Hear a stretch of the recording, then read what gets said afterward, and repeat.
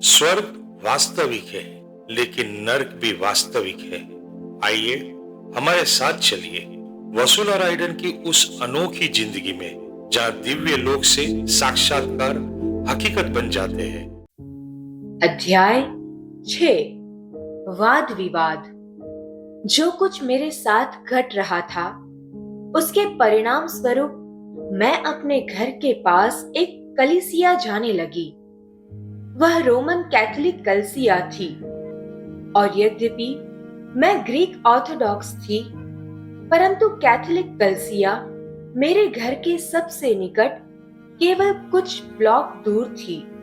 कुछ दिन के बाद मेरे स्वर्गदूत ने मुझसे कहा कि कलीसिया के परिसर में स्थित सेमिनार में जाकर उस अमेरिकी पुरोहित को ढूंढूं जो वहां रहता था। मुझे उसे अपने अलौकिक अनुभव सुनाने थे और वे संदेश दिखाने थे जिन्हें मैं ध्यानपूर्वक अपनी डायरी में लिखती जा रही थी। सांझ का समय था जब मैं मिशनरी के उद्यान से होकर जा रही थी। मैंने एक व्यक्ति को देखा जो धुले हुए और सूखे कपड़ों से भरी एक प्लास्टिक की बाल्टी लिए जा रहा था। उस घड़ी मुझे देखकर वह कुछ आश्चर्यचकित हुआ और पूछा कि क्या मैं किसी को ढूंढ रही हूँ।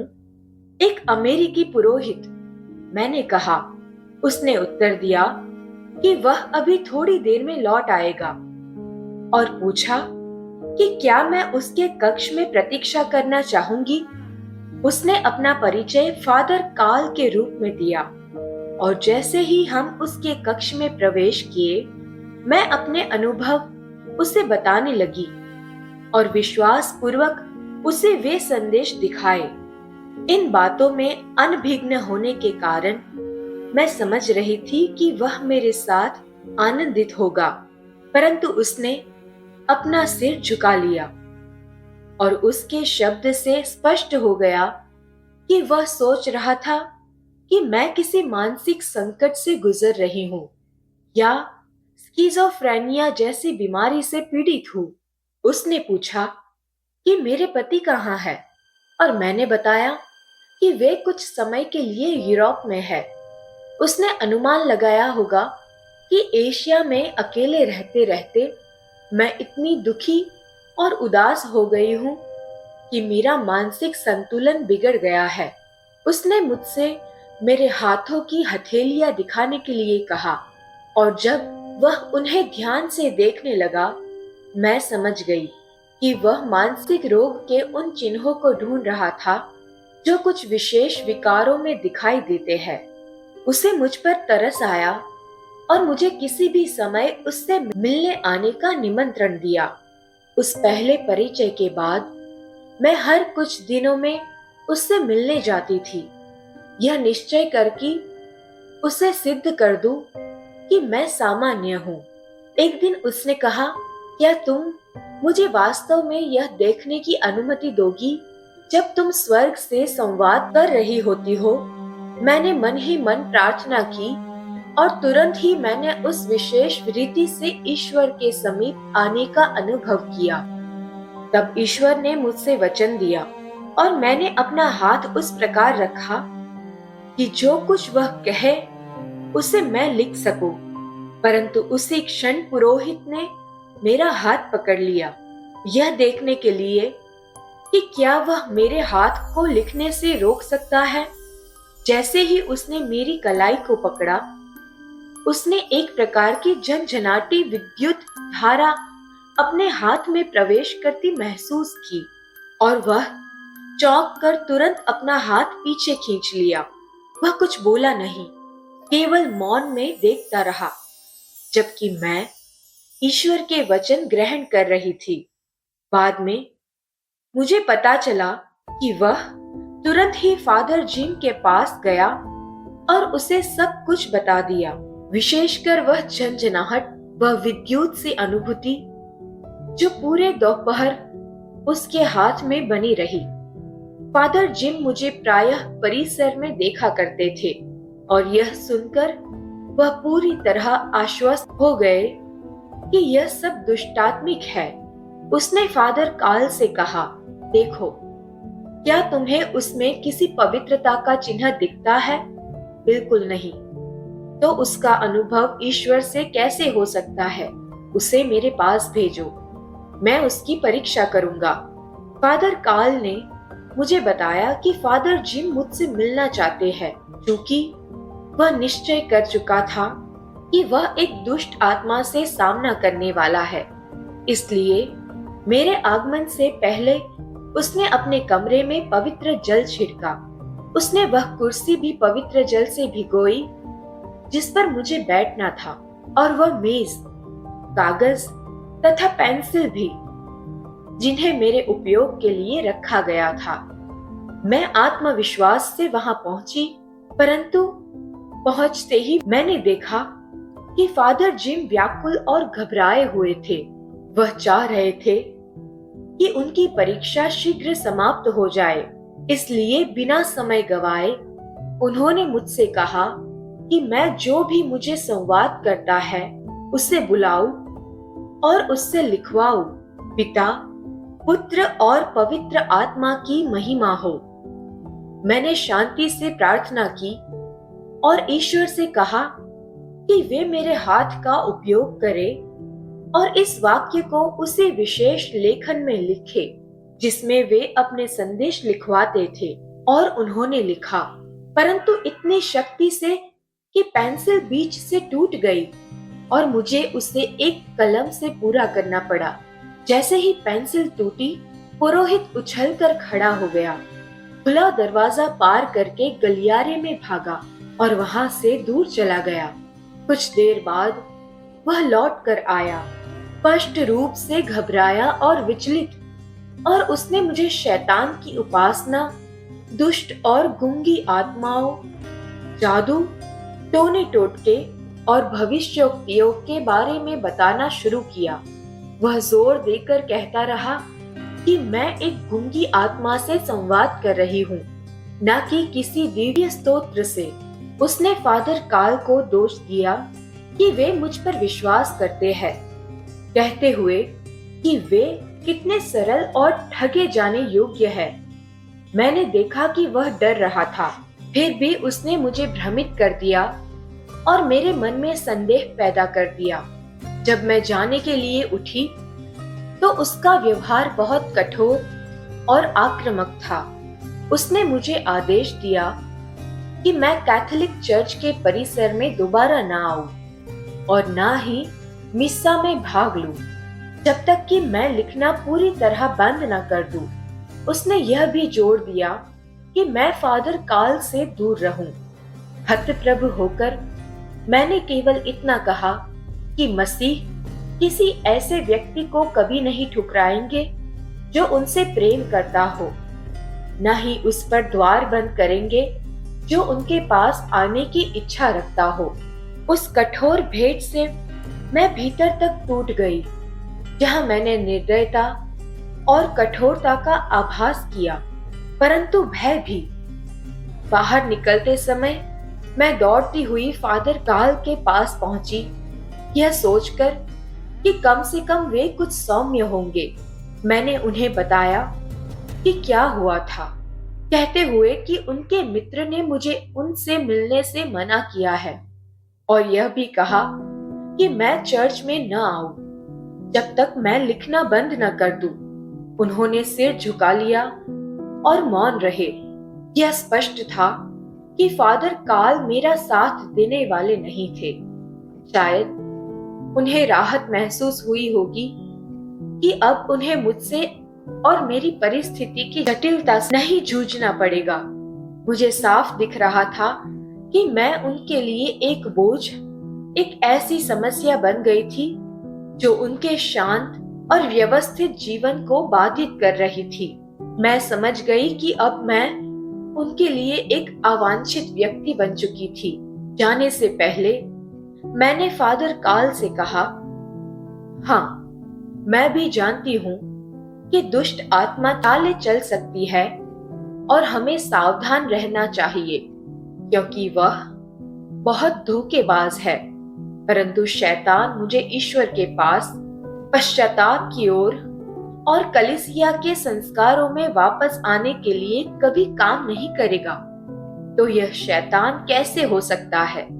मैंने सोचा, आत्माओं के लिए कितना बड़ा खतरा है अज्ञानता और शैतान के प्रति ऐसे भय से इतना भ्रमित हो जाना कि उसे सम्मान दिया जाए बजाय इसके कि ईश्वर को गौरव दिया जाए। कई वर्षों तक यह पुरोहित मेरे लिए एक कांटा बना रहा और बाद में अन्य भी। इतना सब कि यदि ईश्वर के सांत्वनाओं का सहारा न मिला होता तो मैं आगे बढ़ नहीं पाती। मैंने स्वयं से पूछा, वे यह क्यों नहीं देख पाते और ईश्वर द्वारा अपने लोगों पर उड़ेली जा रही करुणामयी अनुग्रहों के लिए उनकी महिमा क्यों नहीं करते? मानो मसीह अभी भी कब्र में पड़े हो और कभी पुनरुत्थित ही न हुए हो। वे उन्हें मृत ही क्यों देखना चाहते हैं? यह भूल बार बार क्यों दोहराई जाती है? वे इतने भ्रमित कैसे हो जाते हैं कि ईश्वर के कार्य को शैतान का काम ठहरा देते हैं? हे संसार के महान जनों, क्या तुम्हारे मन सदा कठोर ही रहेंगे? क्या तुम छायाओं पर अपना मन लगाना न छोड़ोगे? एक असत्य का पीछा करना कभी बंद न करोगे?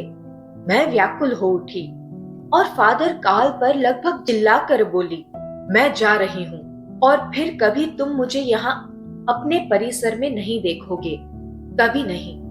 और मैं चली गई, यह सोचते हुए कि मैं हमेशा के लिए कैथोलिक कलीसिया को छोड़ रही हूँ। मैं घर लौटी और ऊपर बाथरूम में गई। शावर के कोने में दीवार की ओर मुंह करके बैठ गई और फूट फूट कर रोने लगी। मेरा स्वर्गदूत मुझे सांत्वना देने आया, मेरे आंसू और मेरे माथे का पसीना पोंछते हुए। मैंने ईश्वर से उसी तरह विलाप किया जैसे कोई बच्चा जिसे किसी गुंडे ने पीट दिया हो और जो अपने पिता के पास दौड़कर अपना दर्द रोता है। उसी तरह मैं ईश्वर हमारे पिता के पास दौड़ी और विलाप किया। मैं उलझन में हूं और मेरी आत्मा ऐसी शोकमग्न है जिसका अनुमान कोई नहीं लगा सकता। मैं अब कुछ नहीं जानती। आप कहते हैं कि यह आप ही है और आप मुझे उलझन में डाल रहे हैं।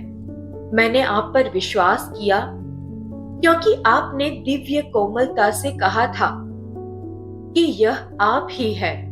मैं आपकी उपस्थिति को अपने चारों ओर अनुभव करती हूँ और कोई मुझे यह नहीं कह सकता कि यह शैतान की उपस्थिति है। आप अपनी उपस्थिति से मेरे चारों ओर सुगंध बिखेरते हैं, तो यह शैतान कैसे हो सकता है?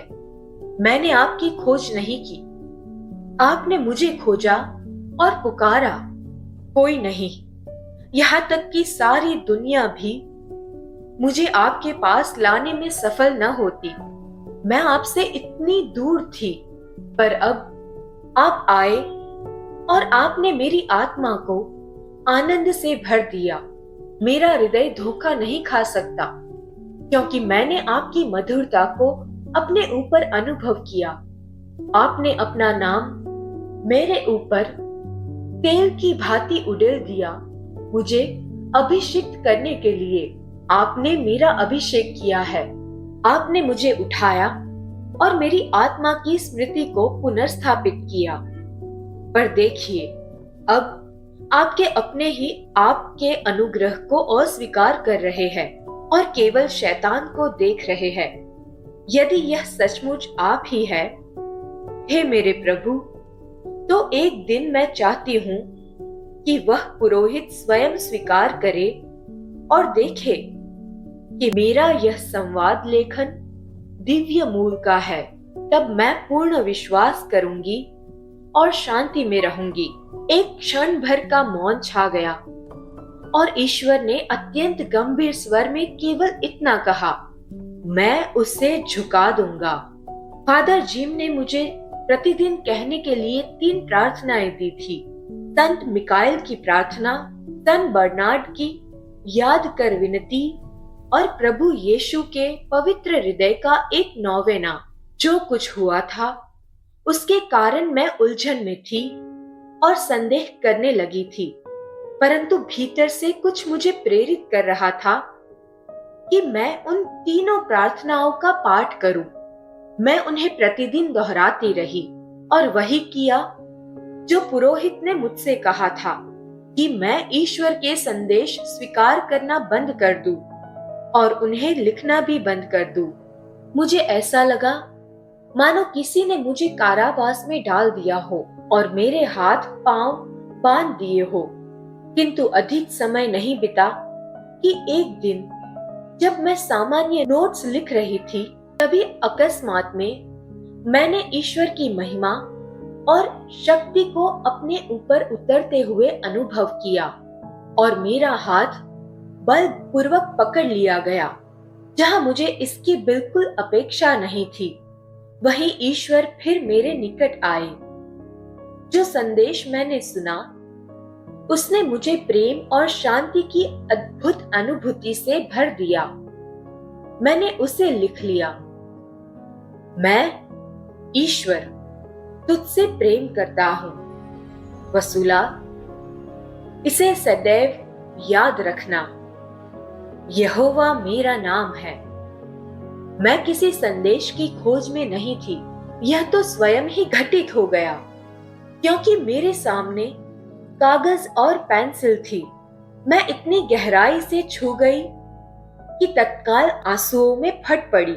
फिर लगभग तुरंत ही ईश्वर से एक और संदेश आया, मैं तुझसे प्रेम करता हूं वसूला, इसे सदैव याद रखना, मैं ही तुझे मार्ग दिखा रहा हूं, यहोवा मेरा नाम है।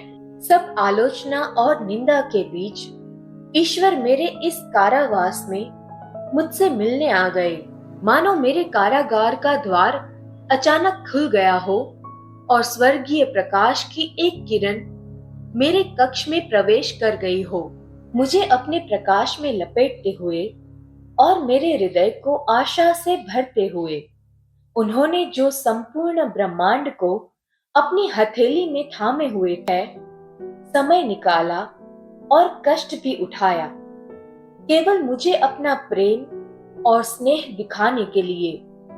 फिर भी दूरी पर रहते भी फादर जिम मेरे जीवन में हो रही उन अलौकिक घटनाओं को सहन नहीं कर पाते थे। उन्होंने मुझे पत्र लिखे जिनमें कहा कि जो कुछ मेरे साथ हुआ है वह सब केवल व्यर्थ की बात है। उन्होंने कहा कि मुझे अपने आप को देखना चाहिए और समझना चाहिए कि ऐसी अनुग्रह मुझ जैसे व्यक्ति को कभी नहीं दिया जा सकता, क्योंकि ऐसे वरदान तो योग्य और पात्र लोगों को दिए जाते हैं, जैसे मदर टेरेसा।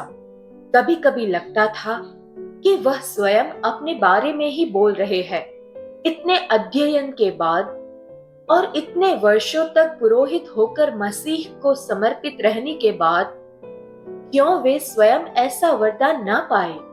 ईश्वर किसी सांसारिक और पहले अविश्वासी रही मेरे जैसी व्यक्ति को ऐसा आशीर्वाद क्यों देंगे? वे बार बार यही कहते रहे कि यह सब शैतानी है।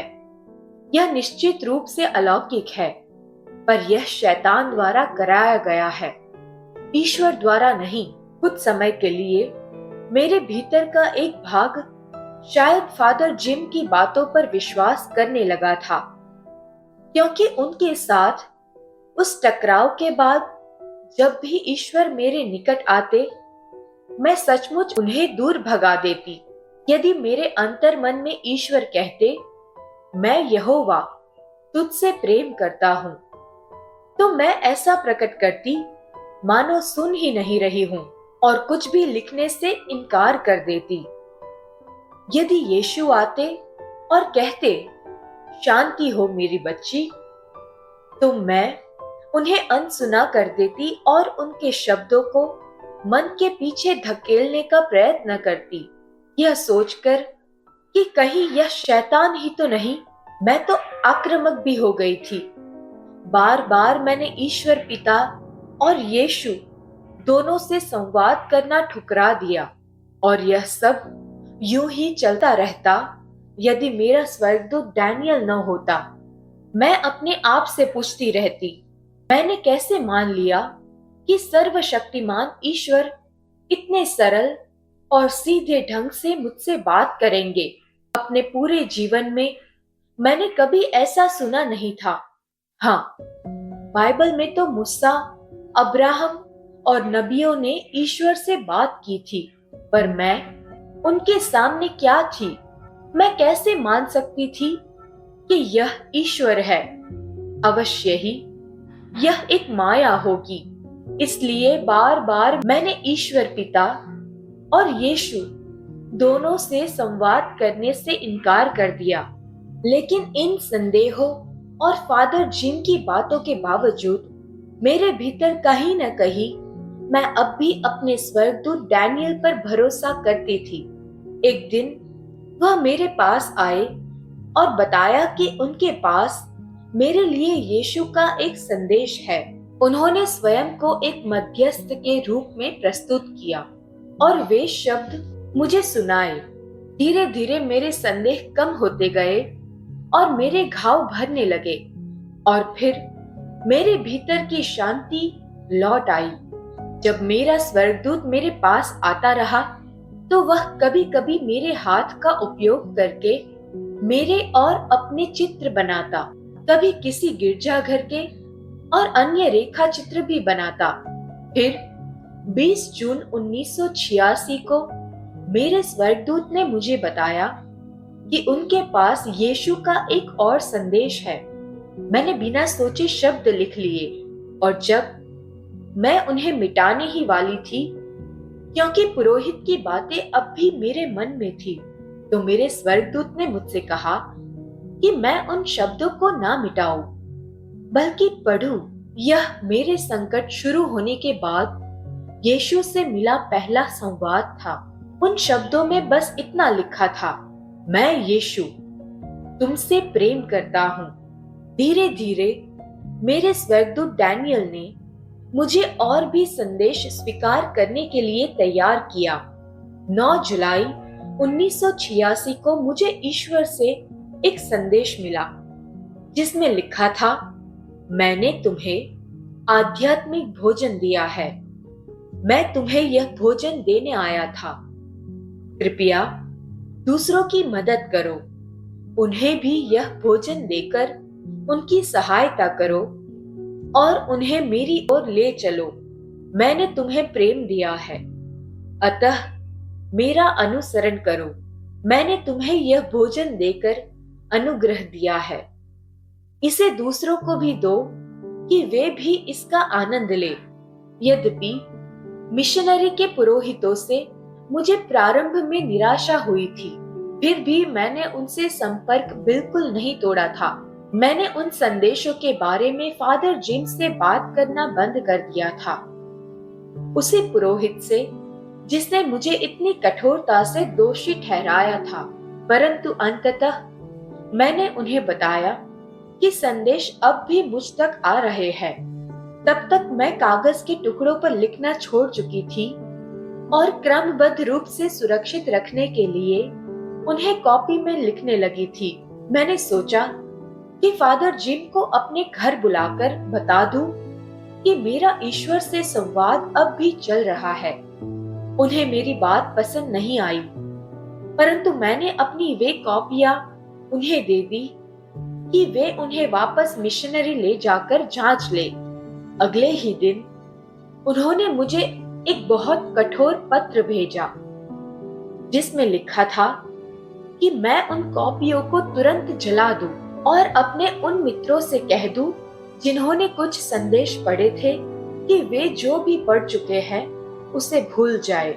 मैं अभी भी धार्मिक विषयों में अनुभवहीन थी, परंतु इतना सीख चुकी थी बुरे की पहचान कर सकूं। जब मैंने अपने मित्रों को फादर जिम की मन स्थिति के बारे में बताया और उन्हें वह सारी बातें सुनाई जो उन्होंने मुझसे कही थी, तो वे दोनों स्तब्ध और क्षुब्ध रह गए। फादर जिम ने अपेक्षा की थी कि मैं अगले दिन मिशनरी जाकर उनसे अपने मित्रों की प्रतिक्रिया बताऊं, पर जब मैंने उनकी ओर से कही जाने वाली बात उन्हें सुनाई तो वह बहुत अप्रसन्न हुए। मैंने उनसे अपनी कॉपियां वापस मांगी। उन्होंने कहा कि संभव है कि ईश्वर मुझसे बहुत क्रोधित हो, क्योंकि मैंने स्वयं को इस तरह धोखे में पड़ने दिया। उनका विश्वास था कि अब ईश्वर मुझे मेरे भयंकर भाग्य पर छोड़ देंगे।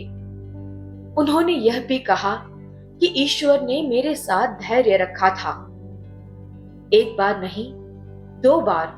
पर अब जब मैं नहीं सुन रही हूं, तो हमारे स्वर्गीय पिता मुझे शैतान के हवाले कर देंगे। मैंने उस क्षण ईश्वर को धन्यवाद दिया कि उन्होंने मुझे आत्माओं को पहचानने का वरदान दिया, एक ऐसा वरदान जो उस समय मेरे लिए अत्यंत उपयोगी था। मैं कई मौकों पर शैतान के छल में पड़ चुकी थी, लेकिन इस बार ऐसा नहीं होने वाला था। मैंने फादर जिम के कठोर पत्र का उत्तर दिया और उन्हें लिखा कि स्पष्ट है, उनका ईश्वर मेरा ईश्वर नहीं है।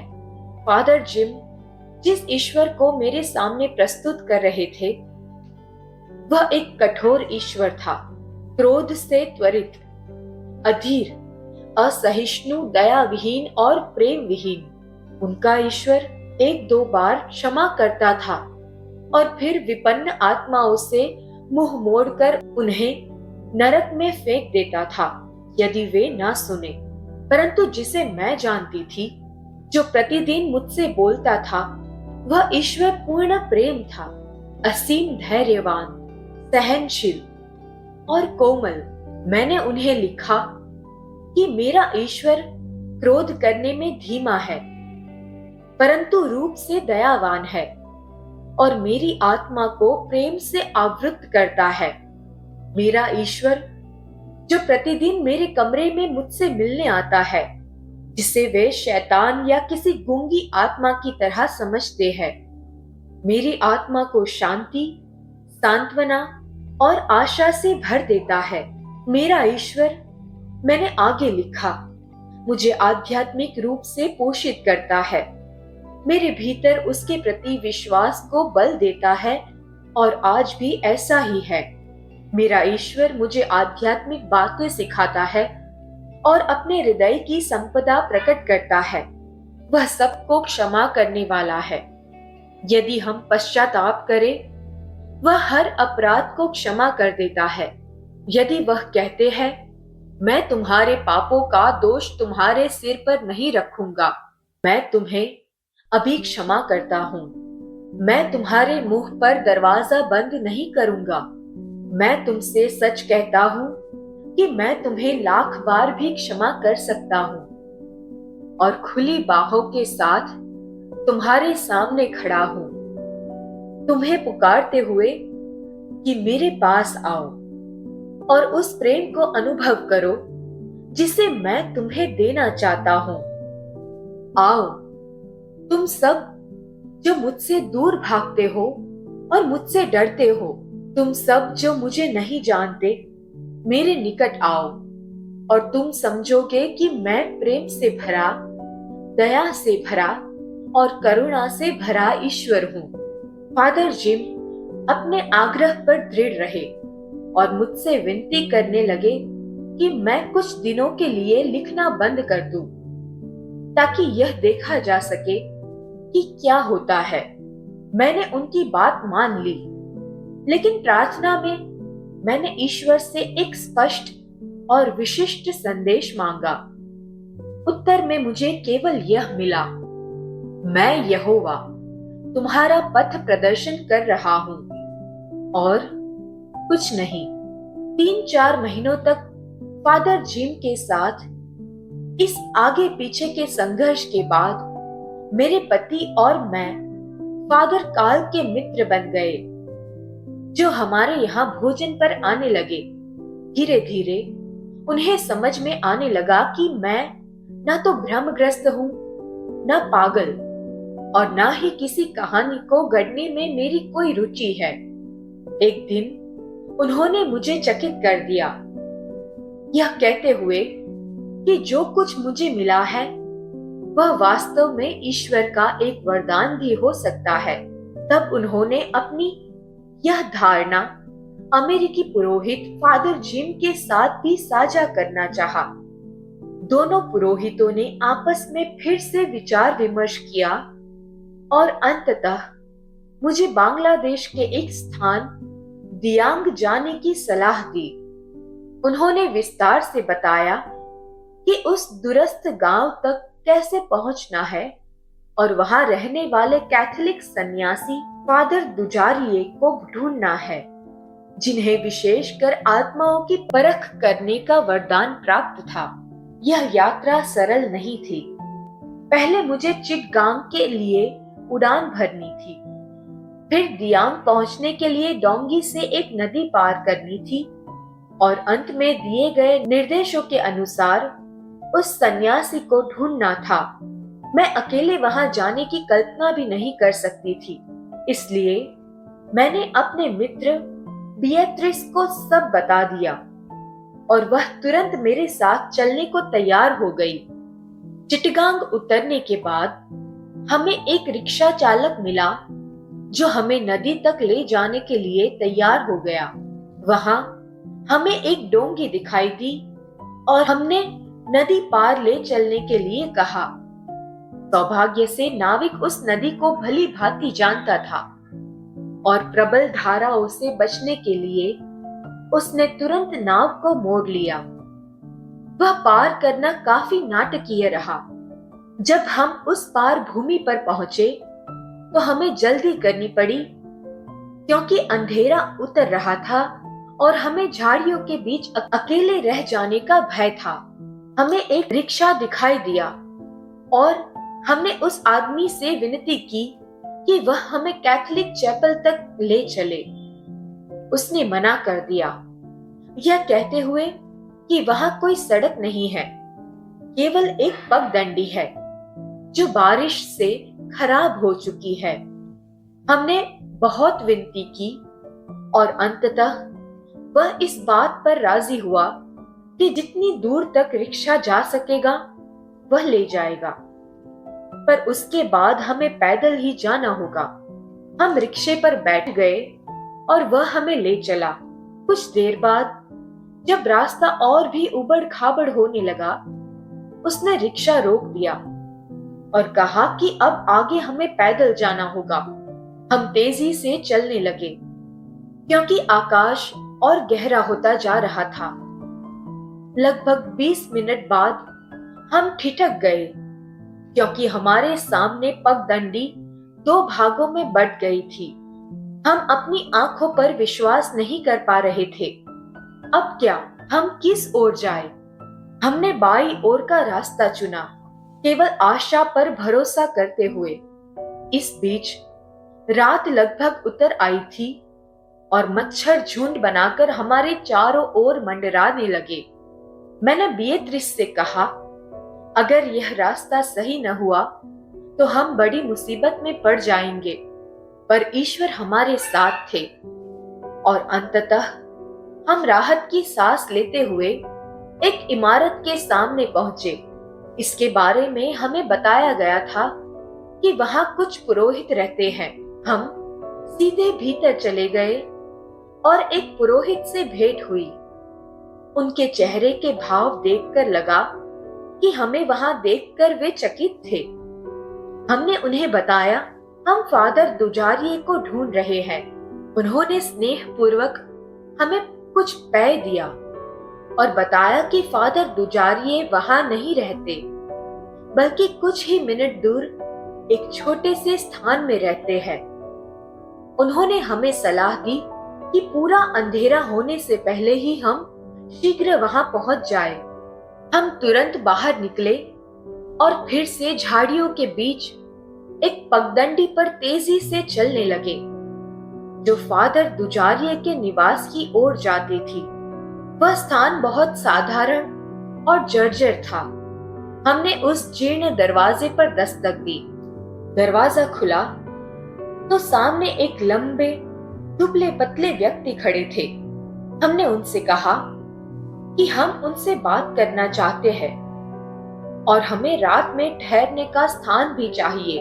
वह हमें एक कमरे में ले गए जहां दो बहुत साधारण लकड़ी के खाट थे जो बिस्तर से अधिक तख्त जैसे लग रहे थे। दो पतली सी लगभग 1 इंच मोटी गद्दियां लपेट कर रखी थी। हमें कोई परवाह नहीं थी। हम तो केवल यह सोचकर प्रसन्न थे अंततः उन्हें पा चुके हैं।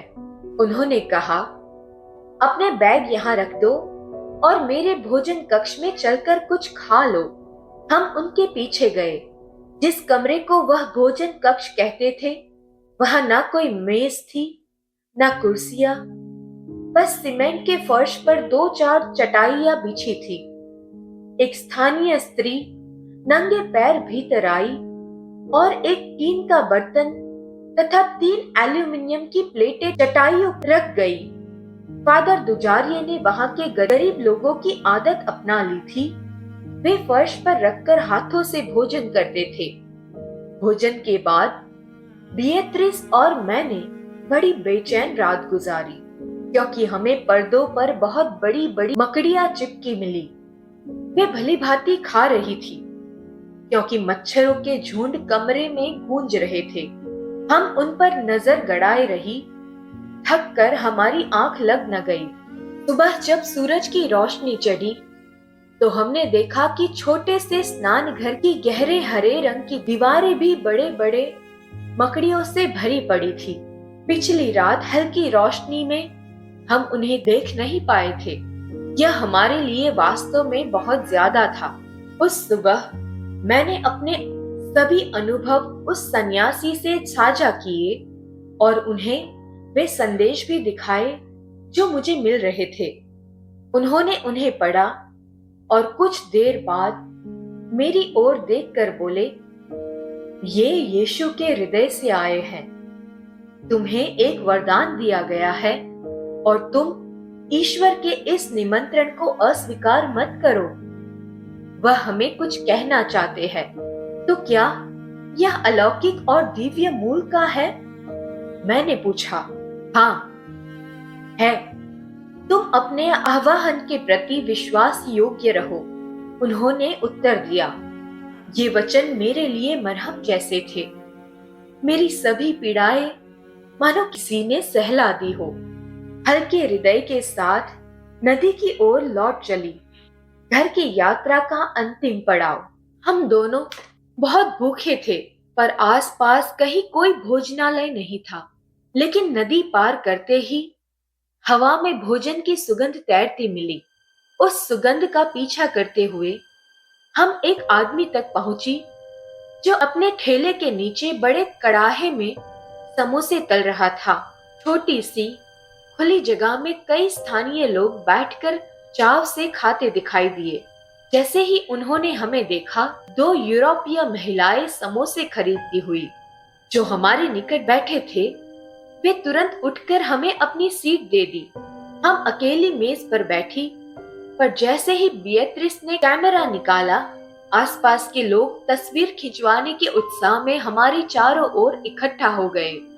ढाका लौटते ही मैं उतावली होकर फादर जिम और फादर कार्ल से मिली, यह बताने के लिए कि फादर दुजारिये ने क्या कि उन्होंने इस विषय पर क्या समझा है और हमें बताया है।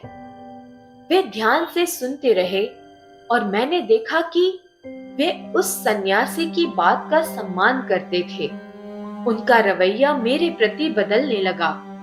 कुछ समय बाद फादर कार्ल ने मुझ पर पूर्णतः विश्वास कर लिया और एक दिन बोले, तुम्हें ईश्वर का वरदान मिला है, पर मुझे तुम पर दया आती है। मैंने पूछा, क्यों दया आती है?